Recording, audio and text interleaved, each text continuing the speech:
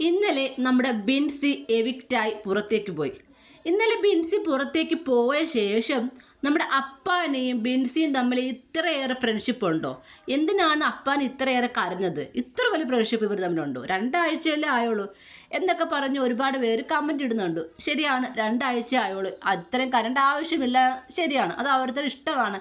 ഇപ്പം അനു കരയുന്നതിന് ഒരുപാട് പേര് സപ്പോർട്ട് ചെയ്യുന്നുണ്ടല്ലോ. അപ്പോൾ അനുവിന് കരയാമെങ്കിൽ എന്തുകൊണ്ട് അപ്പാനിക്ക് കരഞ്ഞൂടാ? ആ ഒരു സംശയം എനിക്കുണ്ട്. അത് ഓരോരുത്തർ ഇഷ്ടമല്ലേ കരയുന്നത്. അപ്പം അനുവിന് കരയാമെങ്കിൽ അപ്പാനിക്കും കരയാം. അത് എന്തിനു വേണ്ടി കരണമെന്ന് തീരുമാനിക്കുന്നത് കരയുന്നവരുടെ താല്പര്യമാണ് അല്ലേ. എന്തായാലും ഇവിടെ ഇപ്പോൾ പറയുന്നത് അപ്പാനെയും ബിൻസിയും തമ്മിൽ എന്തൊക്കെയോ അവിഹിതമായ റിലേഷൻ ഉണ്ട് എന്ന രീതിയിലാണ് പല ഫേമസ് ആയിട്ടുള്ള യൂട്യൂബേഴ്സാണ് കേട്ടോ ഇതൊക്കെ എടുത്തുകൊണ്ടെന്ന് പറയുന്നത്. മിക്കവരും പറയുന്നത് ഞാൻ ലൈവ് കണ്ടിട്ടില്ല, പക്ഷേ ഇങ്ങനെ കണ്ടു, ഇങ്ങനെ കേട്ടു കേട്ടോ. ലൈവ് ഞാൻ കണ്ടില്ല, പക്ഷേ ഇങ്ങനെയൊക്കെ പറയുന്നു, എനിക്കറിയത്തില്ലെന്ന്.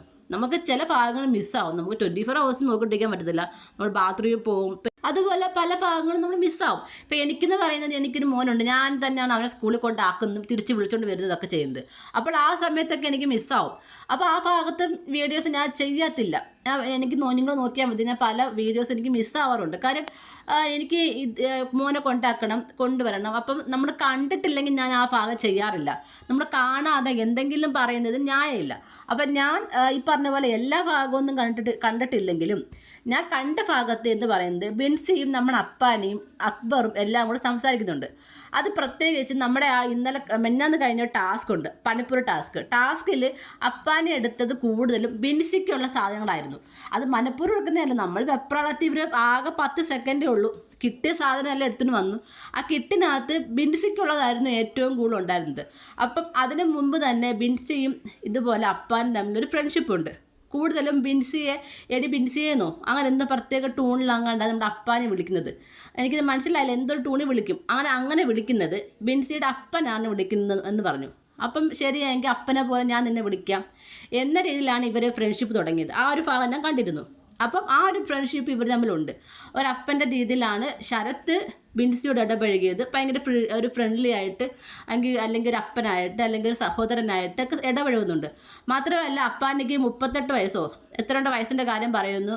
ഈ പറഞ്ഞ ബിൻസിയുടെ അപ്പന് 48 46 വയസ്സെങ്ങാണ്ടുണ്ട് എന്നൊക്കെ ഇതിലൊക്കെ പറയുന്നുണ്ട്. ഇതൊക്കെ ഈ ഭാഗമൊക്കെ ഞാൻ ലൈവിൽ കണ്ടതാണ്. അതിന് മുമ്പോ അതിന് ശേഷമോ വേറൊരു രീതിയിലുള്ളൊരു ഇവർ തമ്മിലുള്ള റിലേഷൻ്റെ കാര്യം ഞാൻ ലൈവിൽ കണ്ടില്ല, എപ്പിസോഡിൽ ഞാൻ കണ്ടില്ല. നമ്മൾ കാണാത്ത കാര്യം ഇല്ലാതെ പറയേണ്ട ആവശ്യമില്ലല്ലോ. എന്തായാലും ബിന്നി തുടങ്ങി വെച്ചൊരു കാര്യമാണ്.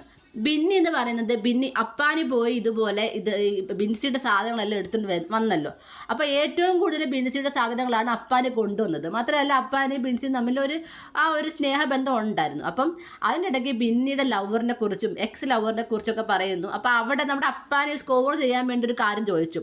തിരിച്ച് ഇപ്പം ടൈം ട്രാവൽ ചെയ്ത് ബാക്കിലോട്ട് പോയാൽ ആ ഒരു ലവറിലുണ്ടായ പ്രശ്നങ്ങൾ പരിഹരിക്കുമെന്ന രീതി ചോദിച്ചപ്പം അങ്ങനെ പറയുകയാണെങ്കിൽ ഇപ്പോഴത്തെ ഒരു ഹസ്ബൻഡുമായിട്ട് എന്തെങ്കിലുമൊക്കെ പ്രശ്നങ്ങൾ ഉണ്ടാകാം. ആ ഒരു രീതിയിൽ ക്വസ്റ്റ്യൻ ചോദിച്ചത്.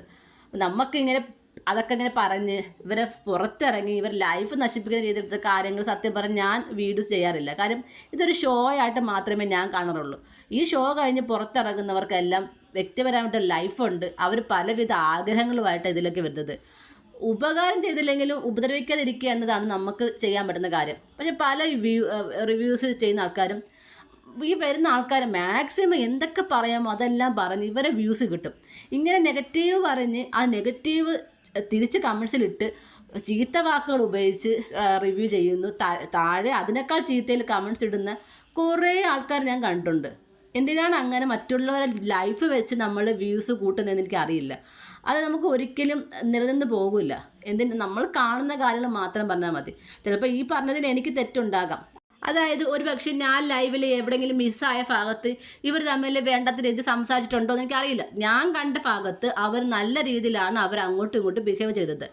അതുപോലെ തന്നെ ഇതിന് ശേഷം നമ്മുടെ ഗിസേലിൻ്റെയും അനുമോളുടെ അടിക്ക് ശേഷം ഗിസേലിന് അവോയ്ഡ് ചെയ്ത് അനുവിനോട് ഒരു സപ്പോർട്ട് ചെയ്തു ബിൻസി.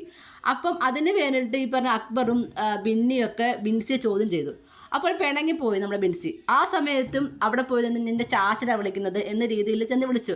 ഈ ചാച്ചൻ എന്ന് വിളിക്കുന്നത് അച്ഛനെ ആയിട്ടാണ് എനിക്കറിയാവുന്നത്. എനിക്ക് കറക്റ്റ് അറിയാവുന്നത് താഴെ കമൻറ്റ് ചെയ്യാം. ഈ ചാച്ചൻ എന്ന് പറയുന്നത് അച്ഛൻ്റെ സ്ഥാനത്ത് നിൽക്കുന്നവരെയാണ് ചാച്ചൻ എന്ന് വിളിക്കുന്നതായിട്ടാണ് എനിക്കറിയാവുന്നത്. അപ്പോൾ ആ രീതിയിലാണ് അവർ തമ്മിൽ അങ്ങോട്ടും ഇങ്ങോട്ടും ബിഹേവ് ചെയ്തത്. അതിനെ വളച്ചൊടിച്ച് വേറൊരു രീതിയിലാക്കി കുടുംബം കലക്കരുത്. മാത്രമല്ല, അപ്പാനിയെ ടാർഗറ്റ് ചെയ്യുന്നതിൽ ബഹുഭൂരിഭാഗം ആൾക്കാർക്കും അനുമോളുടെ PR വർക്കുകാർക്കും അതുപോലെ അനുമോളയുടെ ഫാൻസ് എന്ന് പറയുന്ന കുറേ ആൾക്കാർക്ക് നല്ല രീതിയിൽ പങ്കുണ്ട് കേട്ടോ.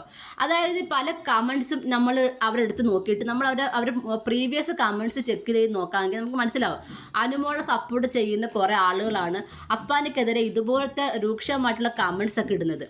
അത് ഇവർക്ക് മറ്റുള്ളവരുടെ ലൈഫ് ഇങ്ങനെ വെച്ച് കളിക്കാൻ സത്യം പറഞ്ഞാൽ വളരെ ക്രൂരമായിട്ടുള്ള മൈൻഡുള്ളവർക്ക് മാത്രമേ പറ്റൂ കേട്ടോ. അവർക്ക് എന്തെങ്കിലും ഒക്കെ പറ്റിയിട്ടുണ്ടെങ്കിൽ അത് പറഞ്ഞ് ഇതൊരു ഷോ ആയിട്ട് രീതിയിൽ കണ്ട് കളയുക. ചുമ്മാ പുറത്തിറങ്ങി ജീവിക്കേണ്ട മനുഷ്യന്മാരുടെ ജീവിതം നശിപ്പിക്കരുത്. അതുപോലെ എപ്പിസോഡ് മാത്രം കണ്ടുകൊണ്ട് ലൈവിൻ്റെ മൂലയെ മാത്രം കണ്ടുകൊണ്ട് റിവ്യൂ ചെയ്യുന്ന കുറേ റിവ്യൂസ് ഉണ്ട്. അവർക്ക് നല്ല വ്യൂസും ഉണ്ട് കേട്ടോ, ഒരുപാട് സബ്സ്ക്രൈബേഴ്സും ഉണ്ട്. കാര്യം നല്ല വാക്കുകൾ അവർ വായിന്ന് വരുന്നതിനേക്കാൾ കൂടുതലും മോശമായ വാക്കുകളാണ് ഇവരൊക്കെ വായിന്ന് കൂടുതലും വരുന്നത്. വളരെ മോശമായിട്ടുള്ള രീതിയിൽ ഇതേ വാക്കുകൾ തിരിച്ച് ഇവരെയോ ഇവരെ വീട്ടുകാരെയോ പറയുമ്പോൾ മാത്രമേ ഇവർ പഠിക്കത്തുള്ളൂ. ഇവർക്ക് വ്യൂസ് കിട്ടാൻ വേണ്ടിയിട്ട് ഇത്രയും മോശമായിട്ടുള്ള രീതിയിൽ ഒരു വീഡിയോ ചെയ്യുന്നത് എനിക്ക് സത്യം പറഞ്ഞാൽ എനിക്കത് ഭയങ്കര നെഗറ്റീവായിട്ട് തോന്നുന്നുണ്ട്. പിന്നൊരു കാര്യമുണ്ട്, ഇങ്ങനെ നെഗറ്റീവ് പറയുന്നത് കേൾക്കാൻ വേണ്ടി മാത്രമാണ് ആളുകളുള്ളത്. അതുകൊണ്ടാണ് അവരെ വായിന്ന് ഇത്തരം മോശമായിട്ടുള്ള വാക്കുകൾ അവിടുത്തെ സ്ത്രീകളെ ആണെങ്കിലും പുരുഷന്മാരെ ആണെങ്കിലും ഒക്കെ പറയുന്നത്. ഇതേ വാക്കുകൾ കർമ്മ എന്ന് പറയുന്ന പോലെ തിരിച്ച് ഇവർക്ക് ലൈഫിൽ വരുമ്പോൾ മാത്രമാണ് ഇവർക്ക് അത് താങ്ങാൻ പറ്റാതെ വരുന്നത്. കാര്യം ഇവർ ചെന്ന് പല വീഡിയോസിനെതിരെ ആരെങ്കിലും ഒരു കേസ് കൊടുക്കുമ്പോൾ ഒന്നേ അത് മുക്കും അല്ലെങ്കിൽ ഡിലീറ്റ് ചെയ്യും. പിന്നെ ഈ കേസ് കൊടുത്തവർക്കായിരിക്കും പ്രശ്നം. കേസ് കൊടുത്തവർക്കെതിരെ പിന്നെ വേറെ ഒരു വീഡിയോ ചെയ്യും. ഇതിനൊന്നും പോകേണ്ട ആവശ്യമില്ല. പറയുന്ന വാക്കുകൾ വൃത്തിയുള്ളതാണെങ്കിൽ ഒരു വീഡിയോയും മുക്കേണ്ട ആവശ്യം വരില്ല. എന്തായാലും എനിക്ക് പറയാനുള്ളത് ഇതാണ്, ഞാൻ കണ്ടത് ഇവർ തമ്മിൽ മോശമായ ഒരു റിലേഷൻ ഞാൻ കണ്ടില്ല. അങ്ങനെ ലൈവിൽ ആരെങ്കിലും കണ്ടിട്ടുണ്ടെങ്കിൽ നിങ്ങൾക്ക് താഴെ കമൻറ്റിൽ പറയാം. ഞാൻ കണ്ടില്ല, കണ്ടവർക്ക് വ്യക്തമായിട്ട് പറയാം കേട്ടോ.